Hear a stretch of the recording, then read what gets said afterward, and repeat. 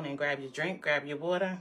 Let's see, I got a little bit of both. I got my lemonade, and then I got my water. See, my Patrice glass from my Sister Circle. Shout out to Maisha. She actually made me this glass. Sister Circle, another great foundation, you want to call it, that uplifts and enlightens women, bringing us together, so on and so forth. So shout out to Maisha for this glass. I still have it. Come on in, guys. Come on in. I'll give y'all a couple minutes. Get everybody in here before we get started. Let's have this talk in the mirror. Y'all see my mirror? Come on in. Come on in. Luck King, I'm doing good. How are you today? You ready to listen to my story? Let's have this conversation in the mirror. Come on, guys. Let's go. Let's go. I know you guys been seeing me post all week in regards to mirror talk, mirror talk, mirror talk, mirror talk. And I know you guys are probably wondering, what the hell is a mirror talk? So mirror talk pretty much is a in-depth conversation, a little personal, having a conversation, just reflecting on some things that we've been through in our lives. Some of you might be familiar with a docuseries that I was a part of called My Life. And pretty much what that docuseries was just speaking with several different guests who have been through a variety of things throughout their lives. So things that they've been through, reflecting on it to see how those certain situations have impacted them today in their adult lives. So Mirror Talk is somewhat of a spin-off of that, where, again, like I said, it's more of an intimate setting where I'm having a live conversation. So there's no editing, there's no behind the scenes, there's no cut. Everything is unfiltered, uncut, straight to the point. And it's really taking that time to really reflect and look in the mirror to see how those past experiences and those past traumas have really molded you to the person that you are. So from doing that experience, I really came to the realization that I've been through a lot in my life, and it definitely takes a lot of courage to really tell your story, to really sit down and reflect and, express your feelings as to those things that you've been through, how they molded you. So I figure, why not take this opportunity, and this be a great opportunity for me to really sit down and have that conversation with myself. So why not let that first episode of Mirror Talk be me reflecting in my mirror. So welcome to Mirror Talk. So you guys, I'm not sure how many of you guys are familiar. There's a YouTube family, very popular YouTube family, where recently there were some allegations that came about where the stepfather pretty much molested the oldest daughter. And it's surprisingly, but not surprisingly, it's something that's way too common in today's society. And the Black families, Black homes, is something that's way too common, that's not really spoken on as much as I feel that it should. Because I'm also a victim of a very, very similar situation. My mother's ex-husband, when I was 12 years old, he began molesting me. And this is not something that I have ever openly spoken about. This is something that I've always been so ashamed of, so scared, so scarred. And after going through therapy and, really developing my support system, my circle, and realizing that, a lot of the ways that I have or things about me as an adult are a result of that. So to give you guys some backstory, this started when I was 12 years old. And it started as, the simple touching or the inappropriate touching. And the inappropriate touching then escalated to more, to say the least. It escalated to more. And I found myself becoming very withdrawn from friends, being very withdrawn from family. And to make it even worse is whenever I would say to him, I'm going to tell my mom, or I'm going to let my mom know, there was always, oh, she's not going to believe you. Because again, my mother and I didn't have the greatest relationship. So as a child, imagine being a 12-year-old child and someone's doing something to you that you know is wrong and you know is very, very inappropriate, and it's affecting you in so many different ways. And for them to tell you that your mother, of all people, the person that's supposed to be there to protect you, to keep you out of harm's way, if somebody does anything to you, that you're going to be that person, that's supposed to be the person that's supposed to come to your rescue. Because that's how I am with my kids. Like, if anybody was to ever, if you talk to my kid wrong, like, it's a problem. So for someone to tell you that, oh, your mother's not going to believe you, and for you to really feel that, that puts you in a very, very, very, very weird space. And when I say weird space, it's, I was scared to speak to people about it. I developed a stigma with myself where I went into my shell. So a lot of people that might have known me since I was younger, like, I've never been this outspoken person. Like, I was always the little chubby girl. Like, that was me. I was the little chubby girl. And when I realized is after that situation started happening, it's like I resorted to wanting to make myself unattractive, or as unattractive as possible. So it was, all right, yeah, I'm gonna eat, I'm a snack, because I don't want to be appealing to anybody, let alone this grown ass man. Like, I don't want to be appealing to anybody. So that was my way of trying to solve the problem or trying to find a resolution to it. That was my way of saying, okay, my mom can't help me or any other adult can't help me, so what am I going to do to fix it? So that was me thinking that was my way of fixing it. And it was even to the point where I thought about this the other day. Like, I didn't wear a pair of shorts until I was like 17, maybe 18 years old, because I didn't want to wear anything that showed off my body too much. And even though I was a little chubby girl, like, I had curves and I had a body to me. So it was, how do I hide that? How do I stop not this man, but any grown man from looking at me weird? And even with boys my age, like, it was, do I want a boyfriend? Like, I don't want a boyfriend because I don't know if they're going to touch me weird or they're going to be inappropriate with me. So I developed that stigma where I was in a shell into myself. Like, I've always been that girl that had very few friends, because when I say very few friends, like, I was always in my bubble, in my circle, because I was afraid to trust people.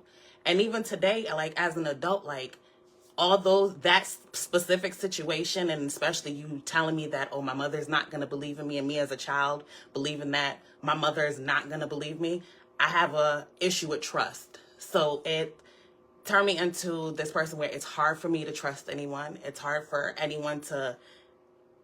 me to allow myself to open up to anyone. It's hard for me to, really share my deepest thoughts and my deepest feelings with anyone. And it turned into, from a relationship aspect, like, it's hard for me to really learn or allow someone to love me. And it's not even just relationship wise, like friends, people that are family. Like, it's hard for me to allow people into my bubble because I feel like I don't have anyone else but myself. Like, I can't rely on anyone else but myself. And all of this, like, the root of all of that is because this man violated me as a child. And to make it even worse, he instilled in me that my mother is not going to believe me. She doesn't want to hear that shit, because who are you? She's going to believe me over you.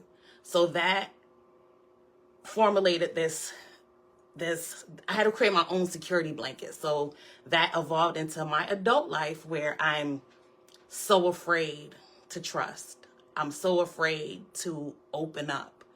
And even with years of therapy and speaking about it and being vocal about it, like, even to this day, like, I still have those issues with trusting and those issues with being open and being vulnerable. Like, it's so hard for me to be vulnerable. Like, right now, like, I'm in a space, I'm in a relationship, a great relationship with a man that I can honestly say has my back through anything, through any and everything.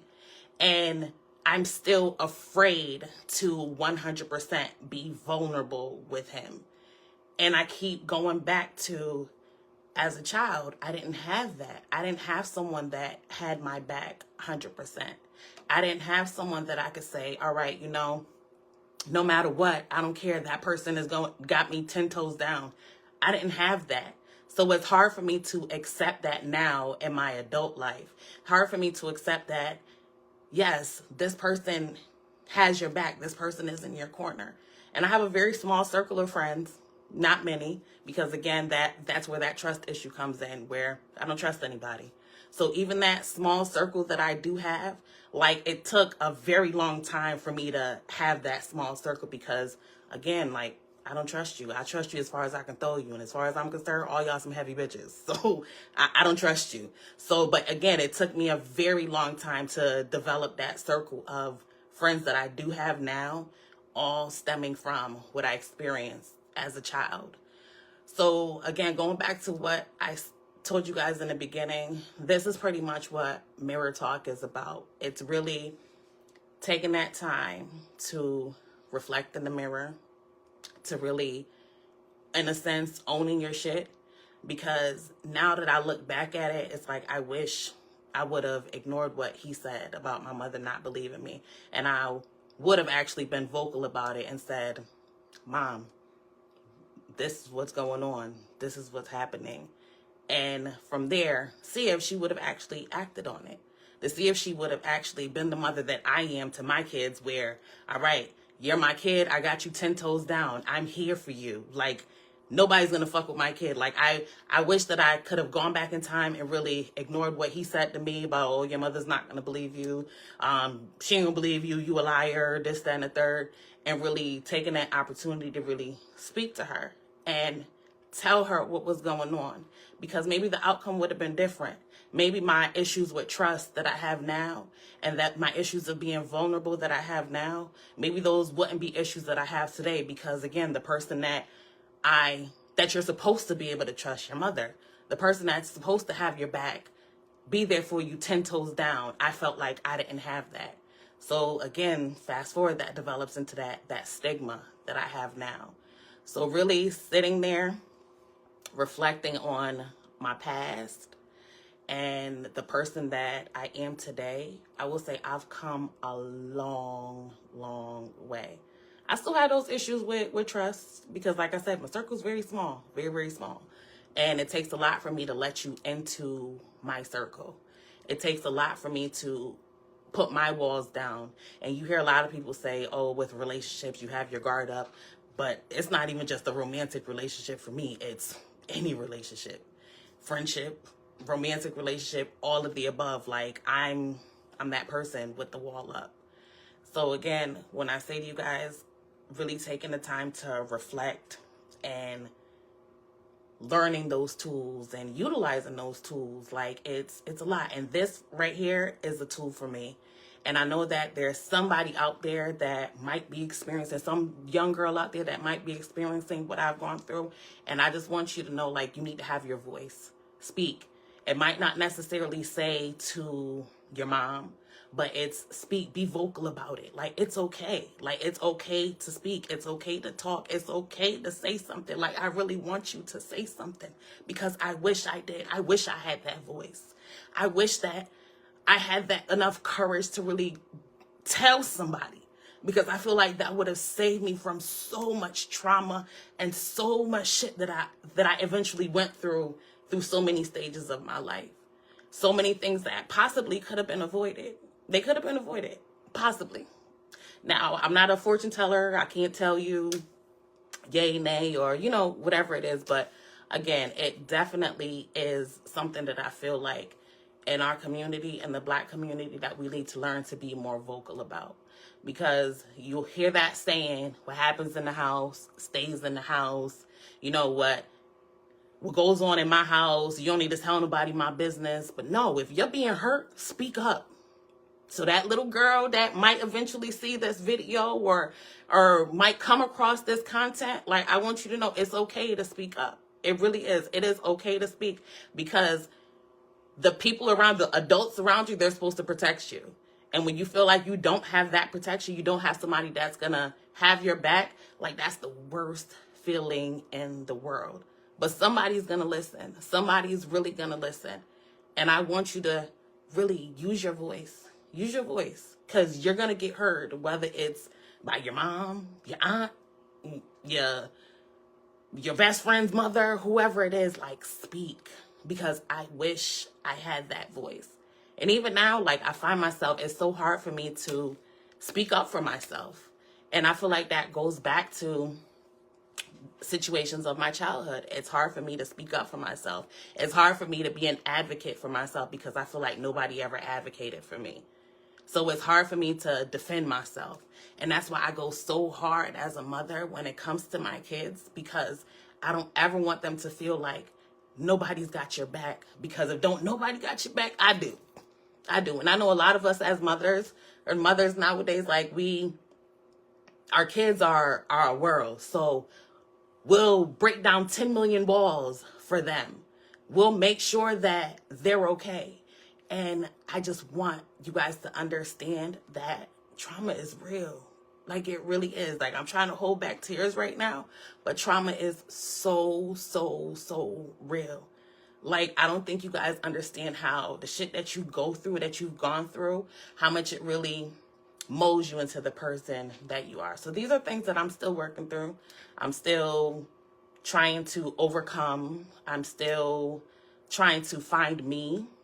These are definitely things, but again, I've got some real good tools in here, like my journal. Oh, hold on, I had my journal right here with me, but journaling is my number one go-to, because again, it's me being able to express my feelings where before I didn't feel like I could. Like, I have my voice in my journal. It's like I have my voice in that pen. Me being able to express my feelings is in that pen. And it's so soothing and so relieving. But again, maybe if I was journaling back then, somebody would have found that journal and read that journal and would have been able to rescue me, to rescue the little girl, to rescue the little Patrice. Like, there's so many things that I wish that I can go back and tell her, like, look in that mirror and really tell little Patrice, like, you're going to be okay. And it's okay to have a voice. It's really okay. It's okay for you to speak up for yourself. It's okay to advocate for yourself, because these adults around you, they're supposed to protect you. Like, they really are. They're supposed to protect you. And if nobody else is going to do it, you got to figure out a way. So whether it's writing in that journal, somebody happens to find or giving that journal to somebody so that they can read it and hear what you're going through, what you've gone through, there's a solution. And I feel like we really need to work together as a community to protect our kids, to really protect our kids, because there's some evil people out there, and we really have to figure that out. How are we going to protect them? Because there is that little Patrice or that little girl, that little boy that's out there that they're afraid to speak, because those words, and words are powerful, those words are being instilled in them, telling them, nobody's going to believe you, or you're a little liar, or you're a little kid, ain't nobody going to listen to you. There's so many people that's what they hear.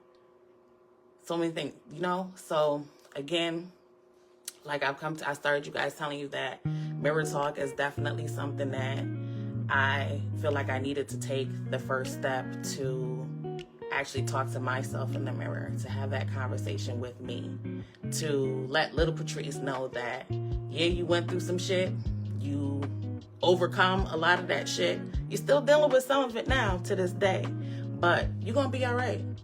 And I feel like we really need to break that stigma of what happens in the home stays in the home, because that's all a bunch of bullshit. It's not okay. All right? So you guys will see, I'll have a few more guests coming on where I'm giving them the opportunity to let me hold their mirror. Let me have that conversation with them, to where they can talk about things that they've gone through and experienced, and there's so much more to come. So I really want to thank you guys for listening to a part of my story, what I've had to say, what I've had to share, and where I've come from everything that I've gone through. Thank you so much. It's Mirror Talk.